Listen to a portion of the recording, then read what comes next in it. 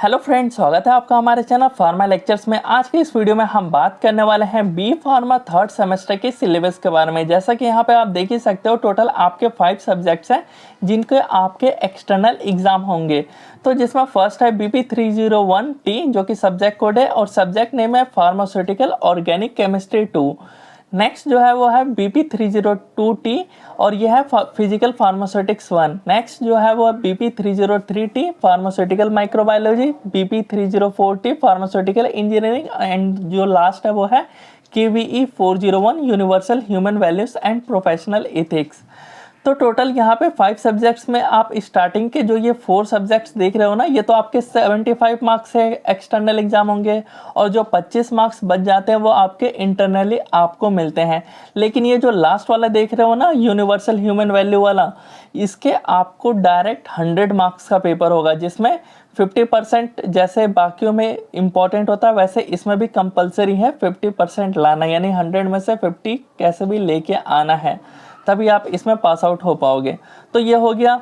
अब हम 1 बाय 1 सबके बारे में थोड़ा थोड़ा जान लेते हैं एंड देन लेक्चर्स जब आपको मिलेंगे, यानी कल से कोशिश करूँगा कि आपको प्रोवाइड करवा दूँ हर एक सब्जेक्ट के। सो फ्रेंड्स, आप हमारे व्हाट्सएप ग्रुप में भी ज्वाइन कर सकते हो। डिस्क्रिप्शन में आपको लिंक मिल जाएगा जहाँ से आप थर्ड सेमेस्टर का ये फार्मा लेक्चर्स का ग्रुप ज्वाइन कर सकते हो, जहाँ पे बहुत चीज़ें डिस्कस होती हैं एंड पोल्स होते हैं, तो उसमें आप पार्टिसिपेट कर सकते हो। फर्स्ट आते हैं यहाँ पे फार्मास्यूटिकल ऑर्गेनिक केमिस्ट्री 2। आखिर इसमें आपको पढ़ना क्या है? ऑर्गेनिक केमिस्ट्री 1 में आपने ऑलरेडी बहुत कुछ पढ़ रखा होगा, सेम वैसे ही है, बस थोड़ा सा एक लेवल अपग्रेड करा गया एक तरीके से।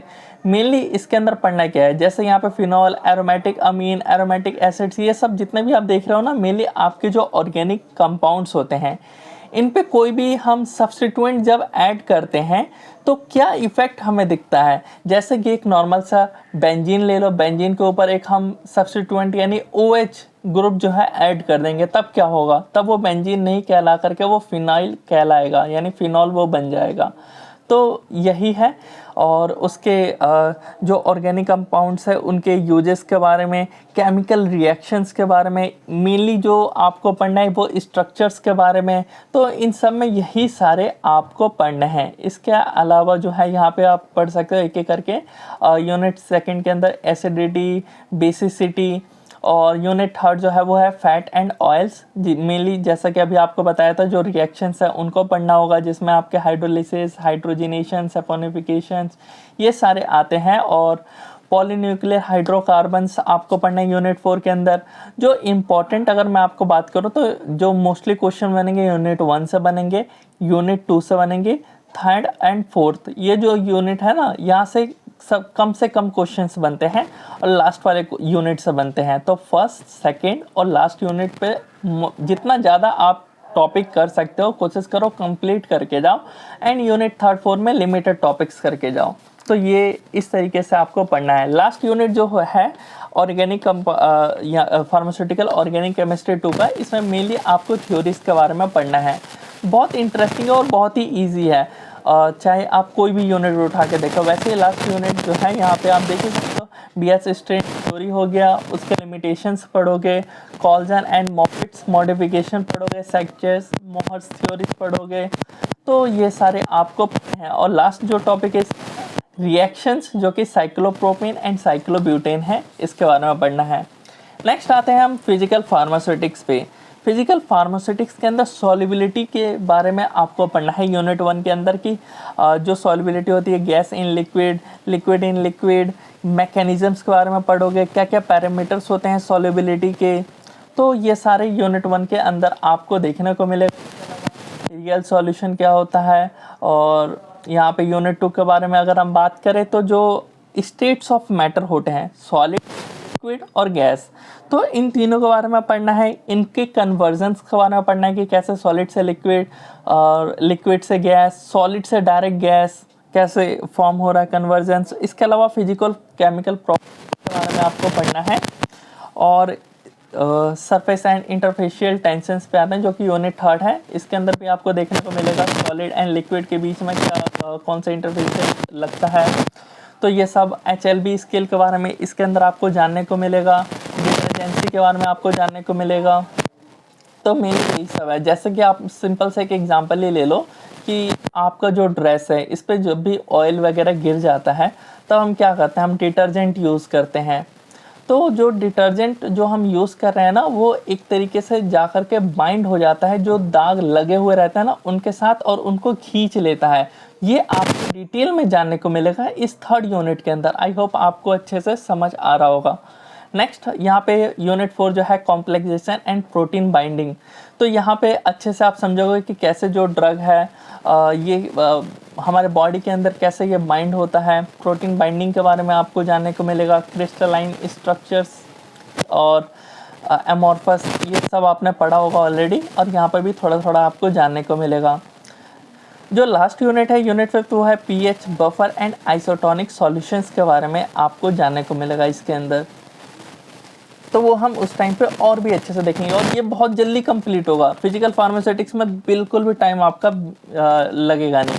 और सबसे इंटरेस्टिंग जो है ना वो है फार्मास्यूटिकल माइक्रोबायोलॉजी, जो कि इसका एक एक यूनिट जो है ना वो आप इंटरेस्ट से पढ़ोगे। यूनिट 1 जो देख लो, इंट्रोडक्शन पढ़ोगे, हिस्ट्री पढ़ोगे माइक्रोबायोलॉजी का, हिस्ट्री में बहुत सारे साइंटिस्टों ने क्या क्या बताया था वो सब कुछ पढ़ोगे। ब्रांचेस एंड स्कोप्स के बारे में पढ़ोगे। मैं आपके लिए और जूम कर देता हूँ ताकि आपको और अच्छे से दिखेगा। और इसके अलावा प्रोकैरियोट्स, यूकैरियोट्स, और यहाँ पे देखो मेनली आते हैं बैक्टीरियाज के ऊपर। अब बैक्टीरिया जो होते हैं ना, इनके स्ट्रक्चर्स के बारे में पढ़ोगे, इनके क्लासिफिकेशन पढ़ोगे कि कौन कोकाई है, मोनोकोकाई है, बेसिलाई है, मतलब हर तरीके के बैक्टीरिया के बारे में आप यहाँ पे जान जाओगे। और जो ये बैक्टीरिया है इनको पता लगाने के लिए यहाँ पे माइक्रोस्कोपी और यहाँ पे स्टेनिंग यानी कलरिंग करके उसको पता लगाओगे कि कौन से gram positive gram negative bacteria होते हैं। ये सब आप यूनिट 2 के अंदर पढ़ोगे। उसके अलावा यूनिट 3 यहाँ पे देख रहे हो, मॉर्फोलॉजिकल क्लासिफिकेशन और रिप्रोडक्शन और रेप्लिकेशन या फिर कल्टिवेशन, ये सारे के सारे पढ़ोगे फंजाई और वायरसेस का। तो बहुत ज़्यादा इंटरेस्ट आएगा। डिसइंफेक्टेंट्स के बारे में आपको पढ़ना है, और यहाँ पे आप बैक्टीरियोस्टैटिक, बैक्टीरियोसाइडल और स्टेरिलिटी टेस्टिंग के बारे में पढ़ोगे, जो कि सॉलिड्स, लिक्विड, ऑप्थैल्मिक्स।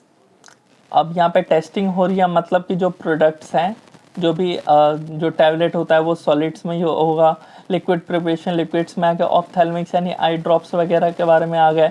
तो इनके स्टेरिलिटी के बारे में आपको पढ़ना है कि उसको फिर पास आउट करेंगे कि हाँ कि ये ठीक बन गया है और इतना होना चाहिए।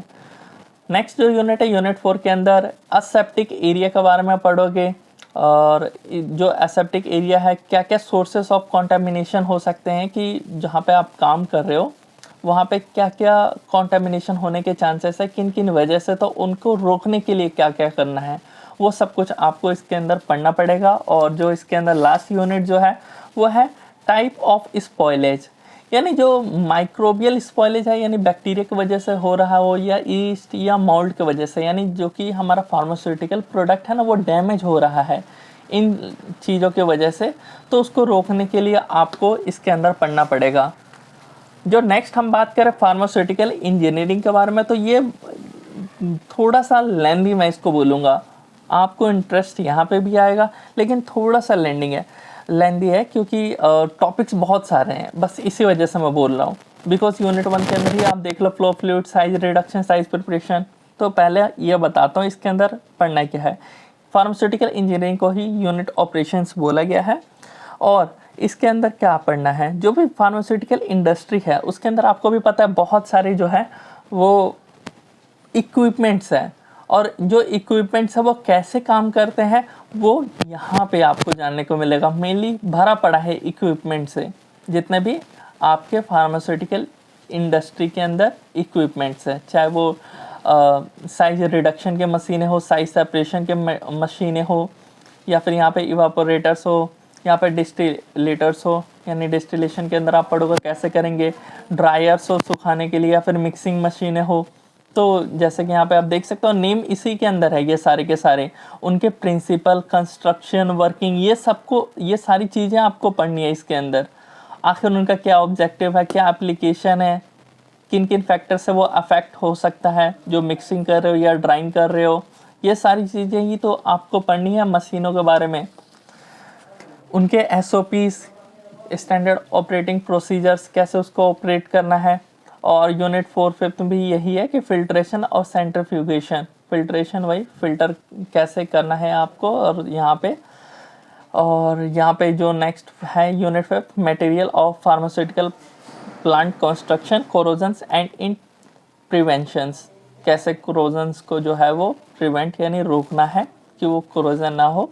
और उसके अलावा जो है मटेरियल्स के बारे में पढ़ोगे, फार्मास्यूटिकल प्लांट का जो कंस्ट्रक्शन किया जाता है, बनाया जाता है, और उसी में आपको फैक्टर्स अफेक्टिंग भी पढ़ने हैं कि किस तरह के मटेरियल्स को सिलेक्ट करना है, नहीं करना है।